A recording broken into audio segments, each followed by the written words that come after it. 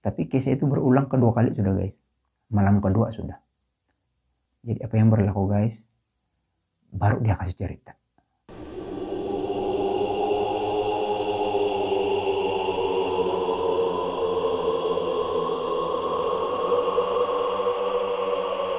Halo guys. Apa kabar semua guys? Kita berjumpa lagi dalam video saya yang kedua tentang kisah seram guys. Oke guys. Jadi seperti dalam video saya yang pertama, kisah seram saya itu, kalau kamu belum nampak itu yang kisah seram saya yang pertama, saya letak link di description. Dalam video saya itu saya sudah beritahu kisah seram saya yang seterusnya pun masih berlaku di tempat yang sama. Di mana itu guys? Masa itu tahun itu berlaku pada tahun 1988, 89. Yang mana saya sedang bersekolah di sebuah sekolah menengah di sebuah daerah dan saya tinggal di asrama. Oke? Jadi alkisah dia begini guys.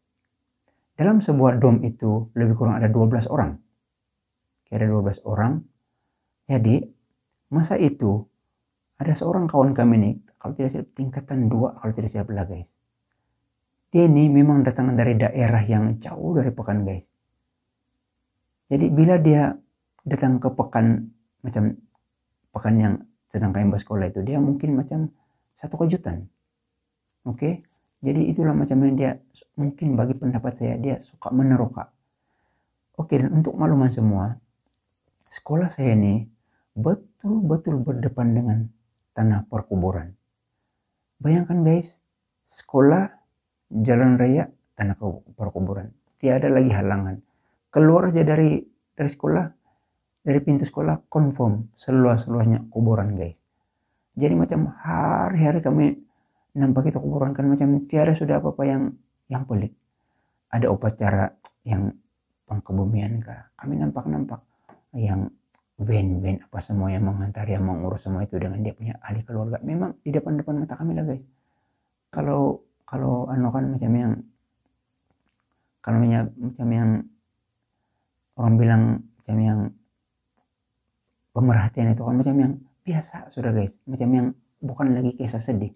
Bagi pihak kami lah, kan sudah terlampau biasa sudah. Limpas begitu, kami jalan di sana sambil main petang-petang. Diorang sedang bersedih di sana. Kami main bola tampar, main bola di sana. Itulah kisah dia guys. Sekolah saya ini betul berdepan dengan sebuah tanah perkuburan. Oke, jadi kawan kami seorang dalam dom ini, dia ada kawan lagi seorang yang hampir sebaya dengan dia. Kalau tidak silap kawan dia itu tingkatan 3 atau tingkatan 2 juga itu. Jadi kisah dia pada suatu petang, diorang pergi berjalan-jalan ke kuburan tersebut. Oke, berjalan-jalan ke kuburan tersebut. Tapi ini kami belum tahu nih diorang pergi nih. Kami tidak tahu pun. Ini diceritakan selepas kisah seram ini berlaku. Jadi sebenarnya apa yang berlaku? Diorang pergi melawat di kuburan itu. Oke. Diorang mengambil benda-benda di sana. Mangkuk kecil, lilin, macis, dan makanan-makanan yang kena sana itu diorang pergi makan. Oke. Dan benda-benda yang diorang bawa itu diorang bawa ke asrama. Tapi kami tidak tahu mula-mula. Tanpa pengetahuan kami. Kami ingat macam yang normal punya keadaan, biasa punya keadaan. Jadi guys, apa yang berlaku? Pada malam itu guys, kawan kami ini dia macam mengigau. Tapi dia mengigau ini macam waktu subuh sudah guys. Dia mengigau macam yang pukul 4, pukul 5 lah kalau tidak silap. Dia mengigau, meracau macam yang bercakap-cakap, oh begitu.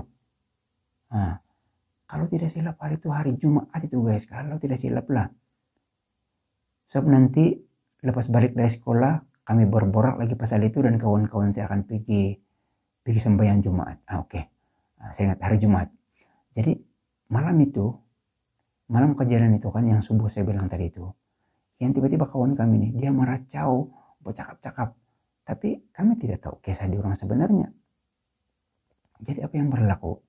Ada kawan saya satu orang, lupa So nama dia ini, lelaki ini putih-putih orang dia kasih bangun. Dia sebut nama Allah. Dia bilang, kenapa kau? Dia bilang, bangun. Terus geng-geng yang lain pula cakap, minta dia numbur.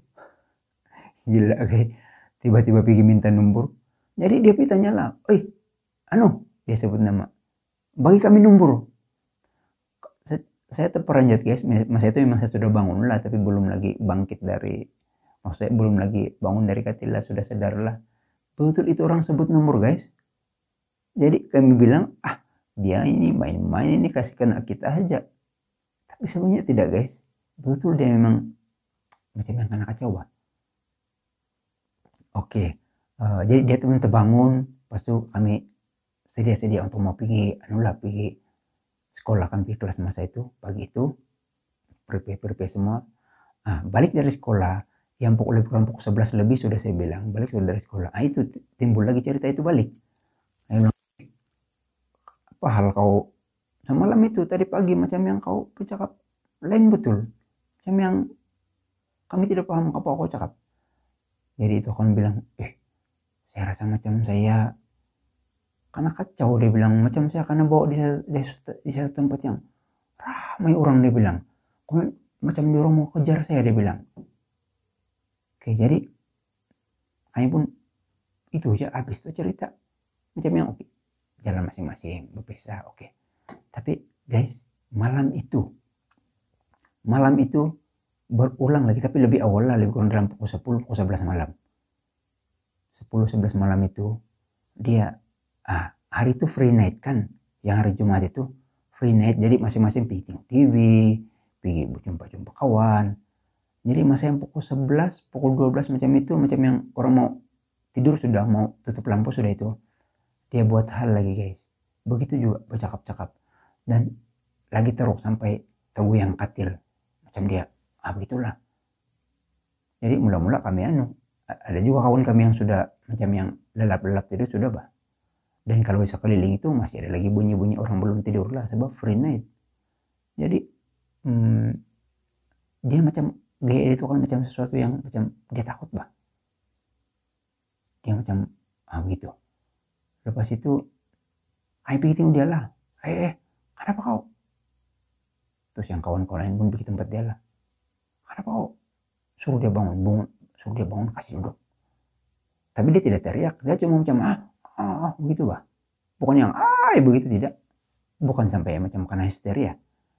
Tapi tidak tahulah kalau macam yang tidak dibuat tindakan-tindakan tertentu, mungkin ke arah itulah. Tapi case itu berulang kedua kali sudah guys, malam kedua sudah, dan macam makin parah sedikit dia punya gaya lah, sampai katil buyang.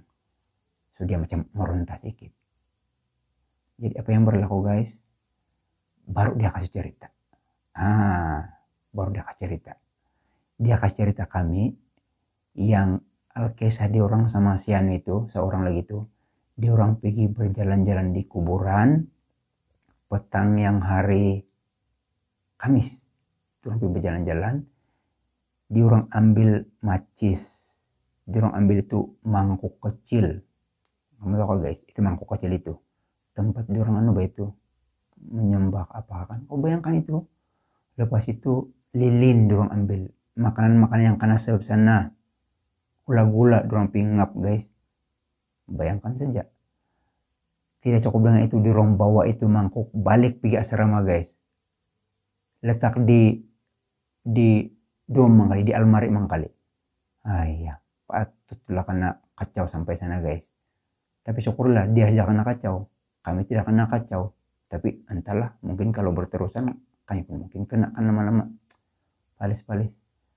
Oke, jadi guys, malam itu pukul 11 kan. Jadi mana ada peluang mau pergi kasih balik malam-malam. Jadi kami cakap sama dia, awal pagi besok bagus kamu kasih balik, kami bilang. Jadi pas itu kami pun tidur. Syukur guys, malam itu doang bilang dia kena kacau lagi, tapi saya tidur sudah.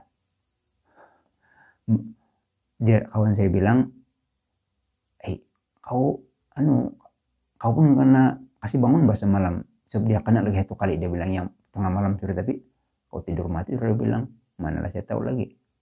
syukurlah guys, 1 kali lagi dia kena tengah malam itu. Kemudian tidur sampai pagi, syukurlah, normal juga lah sampai pagi. Satu kali lagi yang tengah malam itu dorong bilang.